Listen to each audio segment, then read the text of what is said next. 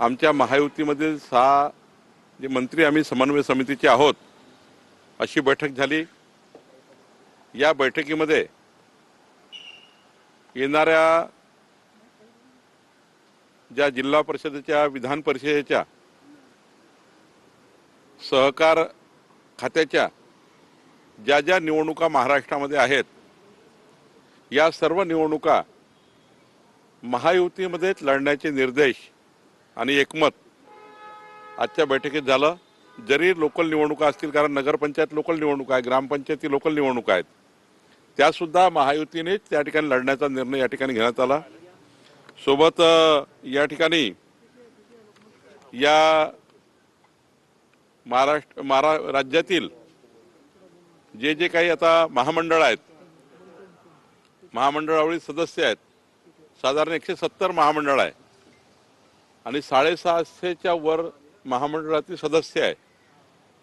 यावर तातडीने या महिनाभरामध्ये नियुक्त्या करा याकरता जे काही आम्ही फॉर्म्युला ठरवलेला आहे त्या फॉर्म्युलाप्रमाणे या ठिकाणी त्याचं संपूर्ण असेसमेंट करून तातडीनं यासुद्धा महामंडळाच्या नियुक्त्या करण्याबद्दलचं एकमत झालेलं आहे।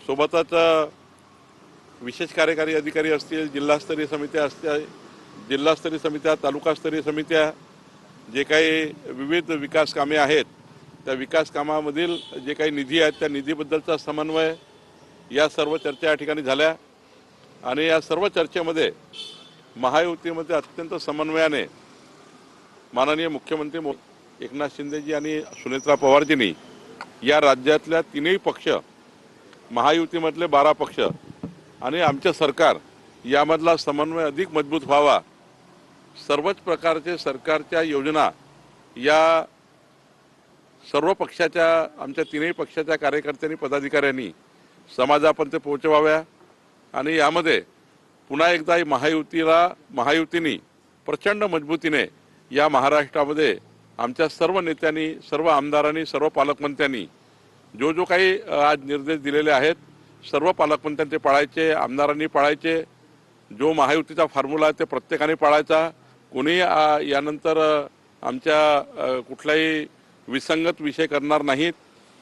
मीडियामध्ये सुद्धा त्या ठिकाणी कुणी या ठिकाणी एकामेकाला क्रिटिसाइज करणार नाही, कारण शेवटी महायुतीमध्ये काम करताना महायुतीचीच भूमिका त्या ठिकाणी आली पाहिजे। कारण शेवटी मीडियामध्ये कारण नसताना आम्ही काही इतका समन्वय असताना काहीतरी वाद तयार होतो आणि त्यातनंही त्या ठिकाणी मोठ्या प्रमाणावर संभ्रमाचं वातावरण तयार होतं। त्यामुळे मला असं वाटतं की या ठिकाणी आम्ही सर्वांनी आज पुन्हा एकदा जसं आम्ही 2024मध्ये बसायचो आणि या महाराष्ट्रामध्ये आम्हाला प्रचंड मोठं यश मिळालं, पुढच्या काळातही सर्व निवडणुका, या राज्यातल्या सर्व निवडणुका असतील, विकास कामं असतील, जे काही वचन आम्ही महायुतीचे सरकार म्हणून लोकांना दिले आहेत, जो मॅन्युफॅक्चर आम्ही लोकांना दिलेला आहे, जो जाहीरनामा आम्ही दिलेला आहे, संकल्पनामा दिला आहे, ह्या संपूर्ण संकल्पनामा, जाहीरनामा पूर्ण करण्याचा आणि पुढच्या काळामध्ये या महाराष्ट्रामध्ये महायुती ही प्रचंड मजबूतीने, एनडी आमचा प्रचंड मजबूतीने काम करेल असे या ठिकाणी बैठकीमध्ये आज संपूर्ण स्पष्टता माननीय मुख्यमंत्री मोदी यांनी दिली। किंवा मतभेद असलेले जे जिल्हे आहेत तिथल्या डीपीडीसीच्या निधी संदर्भात कसा काय तोडगा काढणार आहे? आयुक्त स्तरावरती होणार की पुन्हा एकदा मुख्यमंत्री माननीय पालकमंत्र्यांना आता आम्ही संपूर्ण निधी वाटपाचा फॉर्म्युला दिला आहे। 70% निधी हा त्या भागातल्या सर्व विधिमंडळ सदस्यांना हा जाणार आहे। 30% निधी हा पालकमंत्री यांना अधिकार असणार आहे। 30% निधीमध्ये पालकमंत्री त्या ठिकाणी सर्वांना त्या ठिकाणी समन्वय करून तो वाटप करणार आहे आणि त्यामुळं आता कुठलाही सर्व जिल्ह्याला पालकमंत्री असल्यामुळं कुठे आता त्या ठिकाणी स्कोप नाही, सर्वांनाच त्या ठिकाणी एका लाईनने निर्देश दिलेले आहे, त्या लाईनवरच आमचे पालकमंत्री आणि आमचे आमदार काम करणार आहे।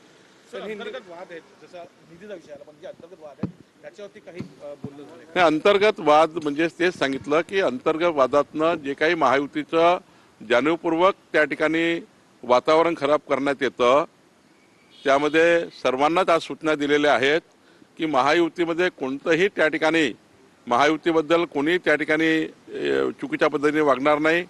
महायुतीच्या नेत्याबद्दल चुकीच्या पद्धतीनं या ठिकाणी बाहेर चुकीचे वक्तव्य होणार नाही आणि महायुती ही या राज्यामध्ये अधिक मजबूत राहील. महायुती एकसंघ राहील. महायुतीमध्ये कुठलाही डॅमेज होणार नाही. याच्या सूचना सर्व आमदार खासदारांना आणि माननीय पालकमंत्र्यांना दिल्या आहेत. सर, भाजपा नगरसेवकांची एक बैठक होती, त्याच्यामध्ये भाजपाच्या नगरसेवकांमध्ये खडाजंगी पाहायला मिळाली. नाही, ठीक आहे, ते तर आम्ही आमच्या अंतर्गत वादातून निपटू आम्ही. सर, दुसरी कोर्टाने म्हटलेलं आहे जो खर्च कुंभमेळा करतात त्यातला 1% जरी खर्च बाजूला केला तरी 100 शाळाचा खर्च निघू शकतो, असं सुप्रीम कोर्टाने म्हटलेलं आहे. असं आहे, आम्ही सर्व शाळा या राज्यातल्या संपूर्ण जिल्हा परिषद शाळेमध्ये मोठ्या प्रमाणावर सुधारणा करतो आहे. नागपूरमध्ये तुम्ही येऊन बघा, बऱ्यापैकी आम्ही त्या ठिकाणी सर्व शाळाला टॅकल केला आहे. अनेक जिल्ह्यामध्ये त्या जिल्ह्याच्या पालकमंत्र्यांनी मोठ्या प्रमाणावर DPCचा फंड देऊन आमच्या सर्व शाळा सुधारलेल्या आहेत.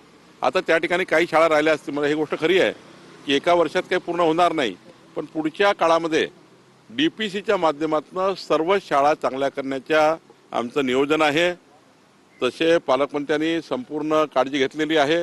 ही गोष्ट मान्य आहे की काही कमी जास्त होईल, पण ज्या आत्ता जास्त पटसंख्येच्या शाळा आहे त्या संपूर्ण पटसंख्येच्या शाळा या ठिकाणी टॅकल करायच्या. मी तुम्हाला उदाहरण देईल. आज अमरावतीमध्ये ज्या सरकारी शाळा आहेत, नगरपालिकेच्या आणि महानगरपालिकेच्या मालकीच्या आणि शासकीय शाळा आहेत, तिथे वेटिंग आहे. प्रायव्हेट शाळा बंद पडलेल्या आहेत. असं नाही की गव्हर्नमेंट शाळा त्या ठिकाणी उत्तम काम करत नाही आहे. आम्ही राज्यातले अनेक उदाहरण तुम्ही देऊ शकतो की राज्यामधल्या गव्हर्नमेंट शाळा ह्या फुल भरलेल्या आहेत आणि प्रायव्हेट शाळा